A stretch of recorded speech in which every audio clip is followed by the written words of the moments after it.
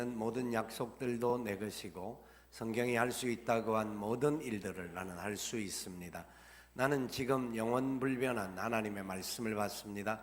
내 생각은 깨어있고 내 마음은 열려 있습니다. 지금 받으려 하는 하나님의 말씀으로 인해 분명히 나는 변할 것이고 성장할 것입니다. 할렐루야, 아멘. 카메라 앵글 타이트하게 잡아주시고요. 오늘 말씀의 제목은 낙심하지 말고 기도하라. 낙심하지 말고 기도하라 라고 하는 제목입니다. 여러분, 기도가 무엇이라고 생각하십니까? 많은 사람들이 기도에 대하여서 생각할 때 기도는 뭔가 도깨비방망이를 두드리면 뭔가 얻게 되는 그런 개념으로 생각하는 경우들도 간혹 있습니다. 절대로 기도는 그런 부분이 아닙니다. 뿐만 아니라 기도는 손주가 재롱을 부리는 손주가 너무나 귀엽고 예뻐서 그냥 무조건 주려고 하는 그런 할아버지. 사실 그런 할아버지가 되어 보면 사실 좀 생각은 드는 것들이 있습니다. 제 손주 아이는 저를 굉장히 요새는 좋아합니다. 좋아하는데 이유가 뭘까 싶은데 하여튼 여러 가지 이거 다른 이유는 다 말씀드릴 그렇고 저인데 오면 지가 원하는 것들을 이룰 수 있다라는 것을 아마 조그만 꼬맹이 같이 경험을 하는 것 같습니다. 핸드폰도 주고 그게 아마 제일 큰 건지도 모릅니다. 근데 요새는 이제 핸드폰 금식을 해서 그걸 이제 못 하는데 하여튼 뭔가 눈치가 있습니다. 그래서 얼마나 그러는지 며칠 전에 이제 집에 와서 이렇게 있다가 자기 할머니가 물었습니다. 여기 할머니 집이지? 하니까 아니 할비 집이야, 할아버지 집. 하여튼 그렇습니다. 그게 보면 얼마나 예쁘고 귀합니까? 그러니까 뭐든지 주고 싶은 마음이 있는 것이 할아버지들의 마음일 수 있습니다. 그런데 기도는 그런 부분이 포함이 될 수는 있습니다만 그게 전부는 아닙니다. 저와 여러분들은 기도를 어떻게 생각하십니까? 오늘 주님께서는 이 본문을 가지고 말씀하시는 핵심이 1절에 다 담겨 있는데요. 예수께서 그들에게 항상 기도하고 낙심하지 말아야 할 것, 항상 기도하고 낙심하지 말아야 할 것을 비유로 말씀하셨다고 이야기합니다. 항상 기도하고 낙심하지 말아야 되는데 그것을 비유로 설명합니다. 그러니까 기도를 하면서 낙심하지 말라라는 겁니다. 우리가 잘 알 수 있는 일반적인 이야기일 수도 있습니다. 여러분, 기도하시고 낙심하지 마시기 바랍니다. 항상 기도해야 합니다. 낙심하지 말아야 합니다. 근데 항상 기도할 수 있는가 하는 질문을 해볼 수가 있습니다. 그래서 주님이 비유를 들어서 설명을 하는 건데요. 어떤 사람들은 너무 마음이 낙심하고 상처가시면서 기도조차가 안 되는 경험들을 할 때가 있습니다. 마음이 열려지지 않는, 하나님을 향하여서 나가기는 해야 되는데 나가기조차도 어려운 그런 경험을 하는 경우들도 있습니다. 아니 또 어떤 경우에는 나가기는 하는데 엎드려 간구하지만 그 기도가 응답되어질 것을 기대하지 못하고 그냥 하소연만 하다가 돌아가는 경우들도 많습니다. 오늘 성경은 우리에게 항상 기도해야 될 것을 명하시고 낙심하지 말 것을 주님께서 명령하시는 겁니다. 왜 그럴 수밖에 없는지, 또 왜 우리는 항상 기도해야 하고 낙심하지 말아야 되는지 하는 것을 이 말씀을 통하여서 살펴볼 수가 있는데요. 주님께서 이 말씀을 비유로 들어 설명하시면서 등장하는 인물을 어떤 도시에 하나님을 두려워하지 않고 사람을 무시하는 재판장에 대한 이야기가 나옵니다. 하나님을 두려워하지 않는다, 믿음을 갖지 않는 사람의 대표적인 상징이고요.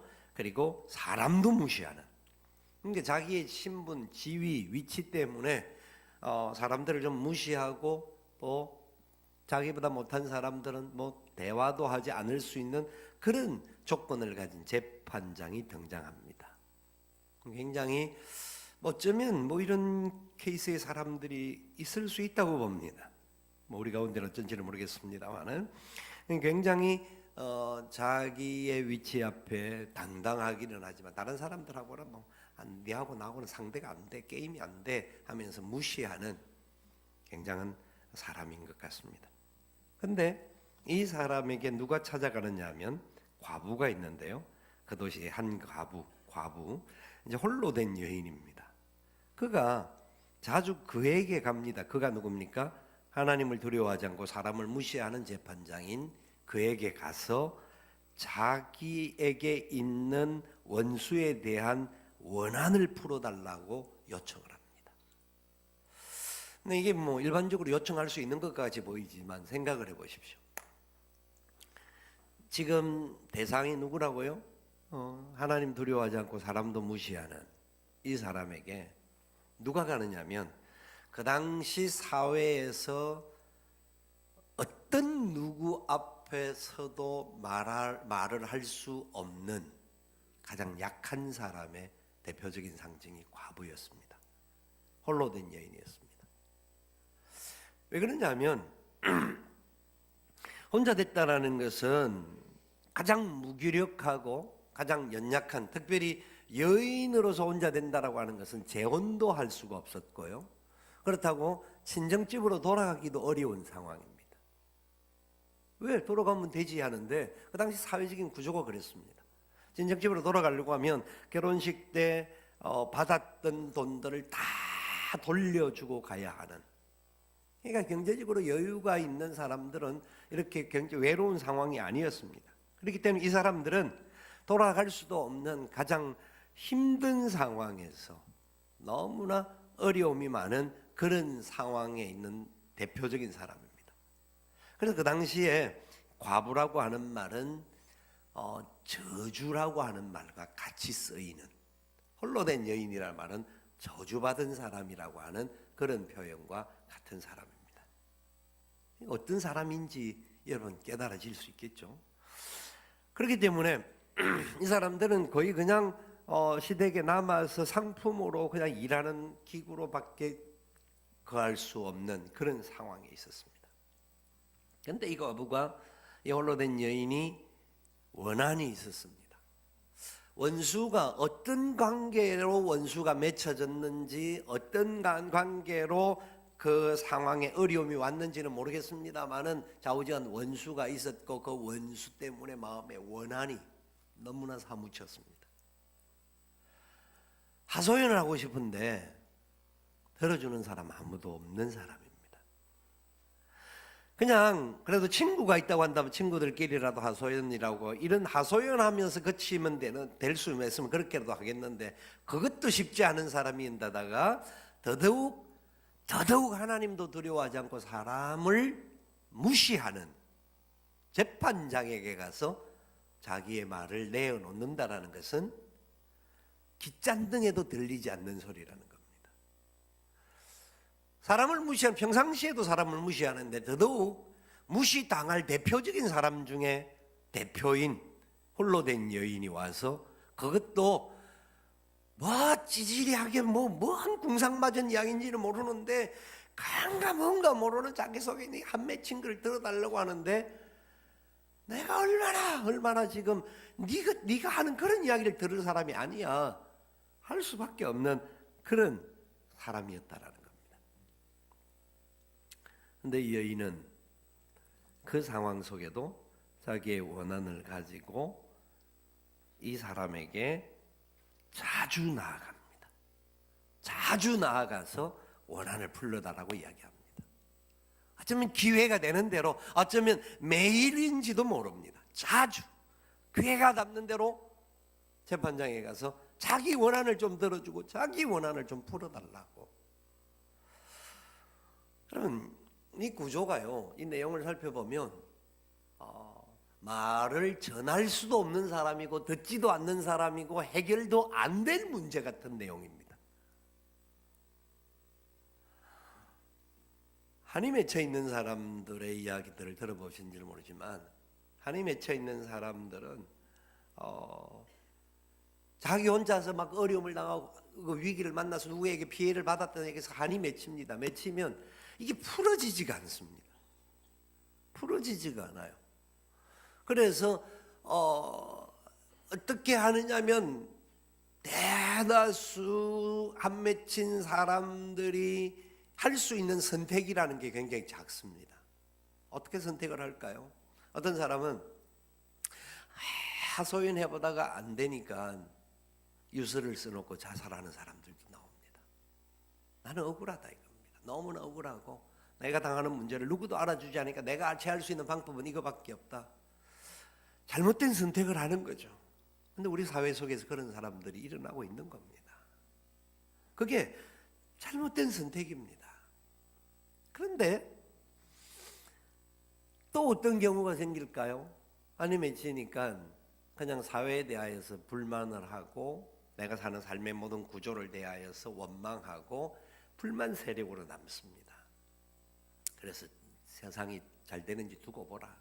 니네들은 잘 될지 두고 보라 하면서 두고 보자고 하는 이 한 맺힌 소리를 하면서 망하기를 원하는 그런 마음들을 갖습니다. 남이 잘 되는 꼴을 볼 수가 없었고 그래서 남들이 어떻게 하든지 간에 실패하고 망하기를 바라는 그런 이야기들이 있습니다. 드라마상에도 많이 나오고 우리 실제의 삶 속에도 그런 이야기들이 많이 있습니다. 그런데 오늘 이 본문에 등장한 이 과부는 혼자 된 여인으로서 외롭고 사회적인 신분도 비천하고 누구에게도 이야기할 수도 없고 또 한다고 들어주지도 않는데 법적으로 이게 정통길이라고 생각해서 재판장을 찾아갑니다. 그 재판장은 정상적으로 와도 무시할 사람인데 과부고 그 안 맺힌 이야기 들어본들 뻔한 이야기인 줄 알기 때문에 무시하고 또 무시했던 사람인데도 불구하고 그를 향하여 끊임없이 갑니다. 여러분들 같으면 그렇게 계속해서 거스는 사람들에게 가서 하소연할 수 있겠습니까? 요만한 자존심만이라도 남아있다고 한다면 안 합니다. 내가 그렇게 무시당하고 이게 해결될 안 한다. 니도 언젠가 어떤 문제가 나갈지 한번 보자. 이럴 수 있는 상황입니다. 그런데 정확하게 포기하지 않고 끝까지 낙심하지 않고 계속하여 문을 두드립니다. 이해가 되십니까? 이해가 되면 이상한 겁니다. 사실 이게 이해가 잘 안 될 이야기입니다. 어떻게 이런 상황까지 놓아져 있단 말이냐. 그런데 여인은 비관하지도 포기하지도 않고 끝까지 문을 두드립니다. 얼마나 많은 수치를 만났겠습니까? 얼마나 많은 모욕을 받았겠습니까? 그런데도 자기 원한을 풀어달라는 겁니다. 예수님께서 두로 지방을 가셨던 이야기를 마가복음 7장에서 하는 이야기가 나오는데요. 마가복음 7장에 보면 예수님이 두로 지방을 갔는데 어떤 여인이 찾아왔습니다. 자기 딸이 귀신 들렸다라고 고쳐달라고 예수님께 나온 여인이 있었습니다. 이 여인은 이방 사람이었습니다. 수로보니게 여인이었고 그래서 예수님 앞에 나와서 아마 여러 군데를 쫓아다녀도 해결이 안 되니까 마지막으로 예수님께 왔을지도 모릅니다. 근데 예수님께서 뭐라고 답합니까? 자녀로 먼저 배불리 먹게 하고 자녀의 떡을 취하여서 개들에게 던지는 것은 마땅하지 않다 하는, 어떻게 보면 그 구절만 딱 따서 보면 이렇게 인격 모독을 할 수 있을까 싶을 정도의 말입니다. 아니면 다른 뉘앙스도 담겨 있긴 합니다만은 어쨌든지 간에 굉장히 좀 비참한 듯한 이야기를 주님이 하셨습니다. 왜 그랬었을까? 그 다음 사건 답이 나옵니다. 이 여인이 뭐라고 답합니까? 그렇습니다. 그런데 개들도 주인의 상에서 떨어지는 부스러기를 먹지 않습니까? 포기하지 않고 간구합니다. 개들도 주인의 상에 떨어지는 부스러기라도 먹지 않습니까? 29절에 보면 예수님께서 답하십니다. 이 말을 하였으니 돌아가라. 귀신이 내 딸에게서 나갔느니라. 여자가 집에 돌아가 본즉 아이가 침상에 누웠고 귀신이 나갔더라. 저는 예수님이 행하셨던 말은 예수님이 이미 그 여인의 중심을 아셨고 그 여인의 중심에 어떤 문제를 가지고 또 주님 앞에 계속해서 말할 것을 아셨기에 그 여인의 믿음의 온전한 부분을 드러내시기 위한, 그래서 우리가 그 여인을 본받아서 진짜 주님을 향한 그런 확실한 믿음을 가지고 살기를 소망하는 주님의 계획이 그 속에 담겨 있지 않았겠는가. 그래서 주님의 계획이 완성되어지는 것이 주님이 가진 계획과 이 여인의 믿음이 합쳐질 때에 역사되어지는 증거로 나타난 메시지라고 생각합니다. 저는 이 문제가 오늘 이 설교에도 중요한 핵심이라고 봅니다. 이 본문에서 보면요, 이 여인의 원수가 누군지, 내용이 정확하게 뭔지, 그냥 이 여인이 말한 내용 그 외에는 다른 말에 대한 설명이 없습니다. 그냥 이 여인에게는 원한이 있었고 원수가 있었다, 한 맺혀 있다 하는 정도입니다. 여러분, 그런 원한이 있는 상황 속에서 자기의 시간을 들여서 자기를 무시하는 사람에게 간다라는 결코 쉬운 일이 아니잖아요. 저와 여러분은 어떻습니까? 어떤 상황을 만날 때에, 그 상황을 만날 때에 그래도 나름대로 기도하죠. 기도하고 난 다음에 내가 이만큼 했으니까 되었어라고 끝나는 사람이 있을 뿐만 아니라 한두 번 했는데 안 되면 왜 응답 안 해주지? 라고 반문하는 사람이 있습니다. 반문으로 끝나지 않고 반항하고 하나님에 대하여서 불신하는 마음을 갖는 경우가 생기기도 합니다. 오늘 이 상황에 비교해 보면 우리는 너무 좋은 상황에 있음에도 불구하고, 아니 개인이 자기가 상한 문제는 가장 힘든 거예요. 그런데 이 여인과는 같지 않는 것이 저와 여러분의 모습입니다. 그런데 우리는 얼마나 쉽게 포기합니까? 근데 이 여인은 그 상황 속에서 포기하지 않고 낙심하지 않고, 왜 마음은 얼마나 많이 왔다 갔다 했겠습니까? 그런데 낙담하지는 않았습니다. 포기하지 않았습니다. 끝까지 두드립니다. 잘 아는 대로 이 재판장이 이렇게 이야기합니다. 4절 5절 말씀 같이 한번 읽어볼까요?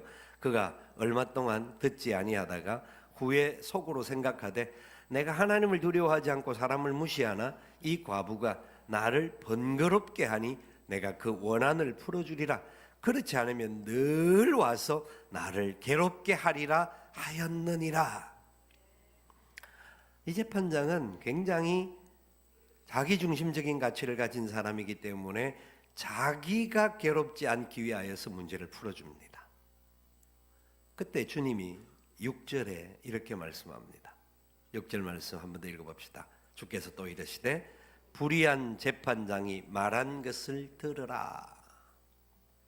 비유를 들어 말씀하신 건데, 불의한 재판장이 그렇게 말했다라는 의미를 너희들이 알아야 되지 않니? 누구의 말도 듣지 않는 사람이고 어떤 사람 앞에 가도 말이 될 수 없는 사람, 극과 극의 사람이 만났는데 그 상황에도 재판장이 이 여인이 포기하지 않는, 낙심하지 않고 계속하여 두드리는 그 두드림의 문이 열렸지 않니? 이걸 들을 수 있겠니? 그 다음에 7절에 뭐라고 합니까? 7절 말씀은 너무 중요한 부분을 이야기하는데 7절부터 8절 중반절까지 읽어보는데 그 중에 저는 제일 앞에 있는, 하여튼 읽어보겠습니다. 같이 한번 읽어봅니다. 하물며 하나님께서 그 밤낮 부르짖는 택하신 자들의 원한을 풀어주지 아니하겠시겠느냐? 그들에게 오래 참으시겠느냐? 내가 너희에게 이르노니 속히 그 원한을 풀어주시리라. 아멘. 저는 이 구절에서 제 나름대로는 제일 중요한 포인트를 하물며 라는 단어를 잡아봅니다. 하물며. 자, 불의한 재판장도 그 어려운 상황의 이야기를 들어줬다고 한다면 하물며 의로우신 재판장이신 하늘 아버지께서 너희 간구를 들어주지 아니하겠느냐. 속히 들어줄 것이다. 믿어지십니까? 이걸 믿어야 합니다. 이 사실이 진짜 믿어져야 합니다. 그렇지 않다면 우리는 새롭게 배워야 합니다. 하나님을 새롭게 알아야 합니다. 자, 우리가 잘 아는 마태복음 7장과 누가복음 11장에 주님이 같이 말씀하신 내용이 나옵니다.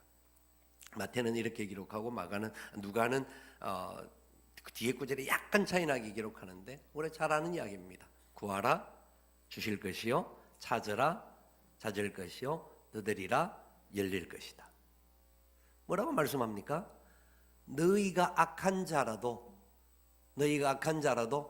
자식이 떡을 달라고 하면 돌을 줄 자가 누가 있고 생선을 달라 하는데 뱀을 줄 자가 누가 있느냐.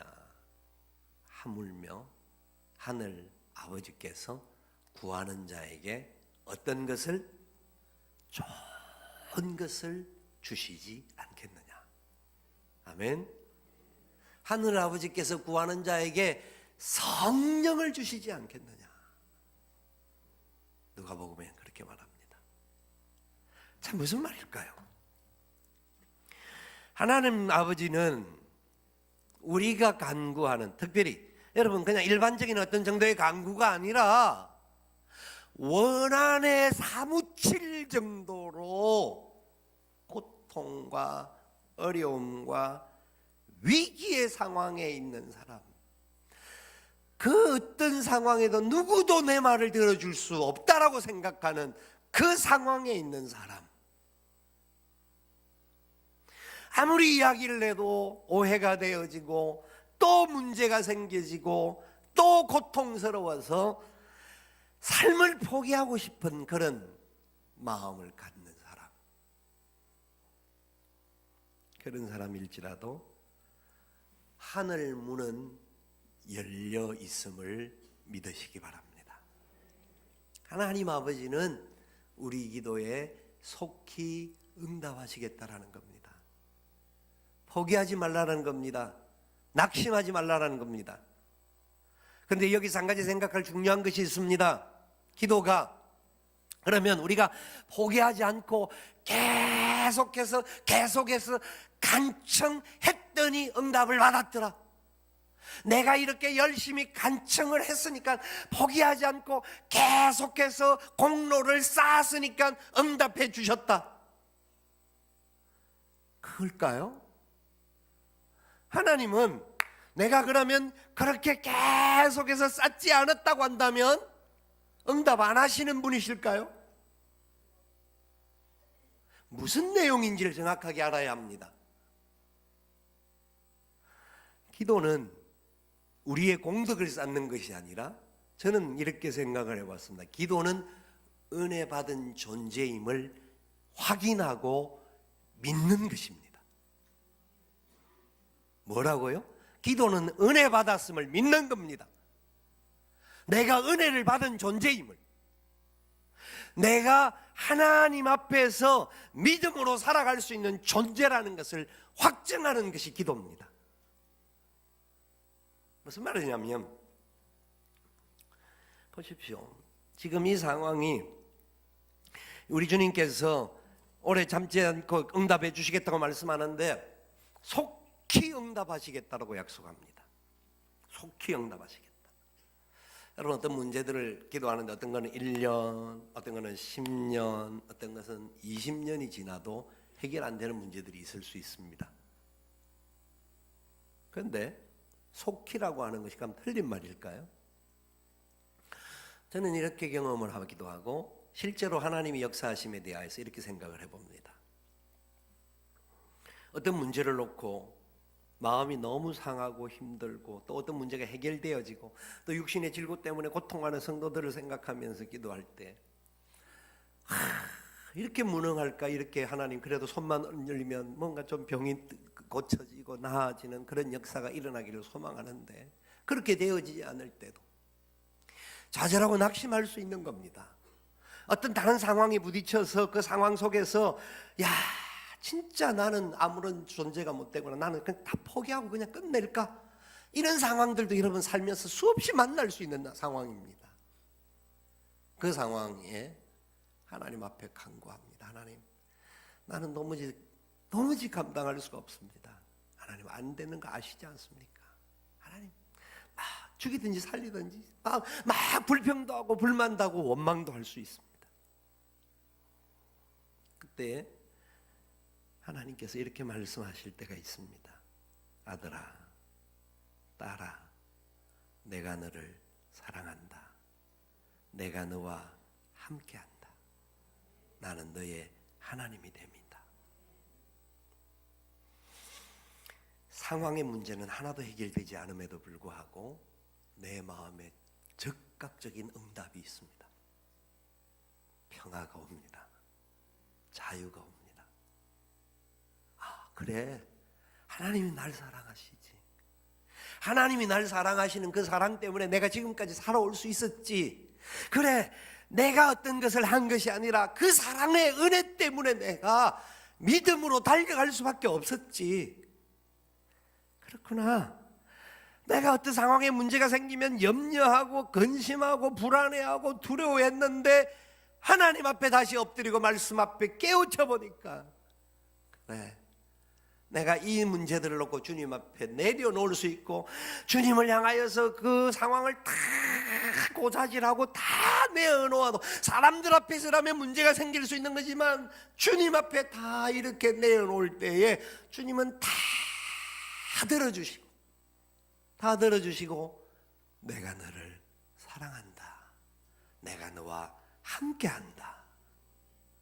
손 내밀어 주는 것이 확인되어질 때가 여러분 있지 않습니까? 저는 그게 기도의 응답이라고 믿습니다. 상황의 문제는 아직 풀려지지 않을 수 있습니다. 넘어가야 할 산일지도 모릅니다. 그러나 가장 먼저 하나님은 사랑하는 자들에게 자유를 주시고 평안을 주시고 염려가 물러가게 하십니다. 너희 염려를 주께 맡겨라. 너희 염려를 주께 맡겨라. 아무것도 염려하지 말고 지금 모든 일에 기도와 간구로 너희 구할 것을 감사함으로 하나님께 아뢰라. 원망으로 시작하고 걱정과 불안으로 시작했던 기도가 찬양과 감사와 기쁨의 기도로 바뀌어지는 순간이 옵니다. 그것은 이미 응답입니다. 나머지 문제는 하나님 책임져 주시는 겁니다. 내 마음에 자유를 주시고 내 마음에 기쁨을 주시고 회복을 주신 그 하나님 앞에 주께서 해결해 주실 줄 믿습니다. 고백하지 않을 수가 없습니다. 하나님은 우리의 모든 상황을 누구보다 잘 아시고 속히 응답하시는 분입니다. 그런데 오늘 이 본문의 마지막 부분이 너무나 강조하면서 나오는 한 부분이 있는데 18절 하반절의 부분을 주님이 이렇게 말씀합니다. 같이 읽어볼까요? 그러나 인자가 올 때에 세상에서 믿음을 보겠느냐 하시니라. 인자가 올 때에 세상에서 믿음을 보겠느냐 하시니라. 왜 지금 이 항상 기도하고 낙심하지 말아야 할 것을 비유로 말씀하시면서 마지막 부분에 이렇게 말씀하실까? 묵상하면서 전체 말씀을 이렇게 정리해도 되지 않을까 생각이 되더라고요. 예수께서 그들에게 항상 기도하고 낙심하지 말아야 할 것을 말씀하시면서 인자가 올 때에 세상에서 믿음을 보겠느냐, 그렇게 말씀하셨다 생각이 드는 거예요. 중간 거는 주님이 항상 기도하고 낙심하지 말아야 할 것에 대한 비유에 대한 설명입니다. 그리고 응답해 주신다는 설명입니다. 그래서 이 항상 기도와 낙심하지 말아야 할 것이 진짜 이 마지막, 이게 인자가 올 때라고 하는 것은 재림 때를 이야기하는, 이게 구체적으로 말하면 거기까지 가는 겁니다. 그때에 세상에서 믿음을 보겠느냐 라고 하는 부분이 왜 연결되어져야 할 것인가? 예수님의 제자들은요 주님과 함께 동행하면서 수많은 사건들을 경험했습니다. 그런데 이 본문은 이 사건이 지나고 난 다음에 조금 지나서 예수님 십자가에 못 박히는 사건이 나옵니다. 그때 제자들이 다 뿔뿔이 흩어집니다. 제자들이 뭐라고 그랬습니까? 예수님이 내가 이제 십자가에 달려야 된다라고 말씀을 하니까 자기들은 죽음에도 주님을 따라가겠습니다. 베드로가 강하게 이야기합니다. 그러니까 베드로만 이야기했습니까? 다른 제자들도 우리도 목숨을 걸고 주님을 끝까지 따라가겠습니다. 굉장히 담대한 믿음의 사람과 같이 선포합니다. 예수님께서 말합니다. 베드로야, 네가 오늘 닭 울기 전에 3번 나를 부인하리라. 주님은 제자들의 약함을 아셨습니다. 보십시오. 주님이 만나는 지금 이 상황 다음에 바로 오는 주님의 십자가의 사건 앞에 제자들은 다 도망갑니다. 뿔뿔이 흩어집니다. 주님이 그때도 말씀하시는 겁니다. 그 십자가의 사건 앞에도 항상 기도하고 낙심하지 말아야 한다. 이걸 제자들에게 이미 예언해 주신 말씀이라고 저는 생각이 듭니다. 근데요, 어쨌든지 간에 이제 주님 다시 부활하시고 난 이후에 그들이 주님을 따르게 되고 또 믿음으로 성령의 충만함을 받고 항상 기도하는데 앞장서 걸어갑니다. 근데 사도행전에 가면 4장에 들어가 보면 베드로가 복음을 전가하다가 잡혀갑니다. 잡혀갔을 때 베드로 제일 대표적인 잡혀갔을 때 그냥 있지 않고 만약 제가 어디를 복음 때문에 잡혀간다고 하면 여러분들은 저거 잘 잡혀갔다 뭐 이렇게 생각할지 안 그러겠죠. 교회 모여서 같이 기도하고 같이 하나님의 역사가 나타나기를 소망하며 하나님 복음을 위하여서 너 우리 목사님 붙잡아 주옵소서 기도하실 것이죠. 몇 명 아멘 안 하네. 다 그렇게 하실 줄 믿습니다. 그럼요, 당연한 겁니다. 그러니까 베드로도 그곳에서 나오게 하기 위하여서 전부 간절히 기도했습니다. 그런데 베드로가 하나님 역사 속에서 자유를 받고 나온 거예요. 기도하는 그곳에 와서 문을 두드리지 않습니까? 똑똑똑똑 두드리니까 로데라고 하는 소녀가 딱 달려나가서 문을 활짝 열지는 못하고 혹시 누군가 자기들 잡으러 온 줄 아는가 싶어서 빼꼼 쳐다보고 베드로가 온 거예요. 너무 좋아가지고 그냥 문은 못 열어주고 마음이 급한 마음 막 뛰어가서 베드로 선생님 오셨어요. 베드로 사도님이 지금 나왔어요 하니까 기도하던 사람들이 뭐라고 했느냐 하면 그건 제 생각입니다만은 이게 정신 기도하던 사람들이 베드로가 석방됐다는 것을 믿지 않고 그 사람에 대한 불신의 이야기를 합니다. 이게 미쳤나? 기도를 많이 하더만 정신이 나갔나 보다. 여러분, 기도하면 하나님이 옥문도 열어주시는 겁니다. 그들이 비로소 기도는 믿음이구나. 기도는 믿음으로 주님이 마지막까지 어떤 고난이 오고 어떤 환난이 오고 어떤 문제가 온다 할지라도 믿음을 지켜야 하는 거구나. 포기하지 않는 것이 믿음이구나. 내 힘으로는 안 되지만 하나님 역사하시면 될 줄 믿습니다. 이게 기도구나. 그렇게 기도하니까 낙심할 수가 없구나. 낙심할 문제가 생길지라도 하나님이 이 사건 속에 반드시 계획하시는 뜻이 있을 것이다.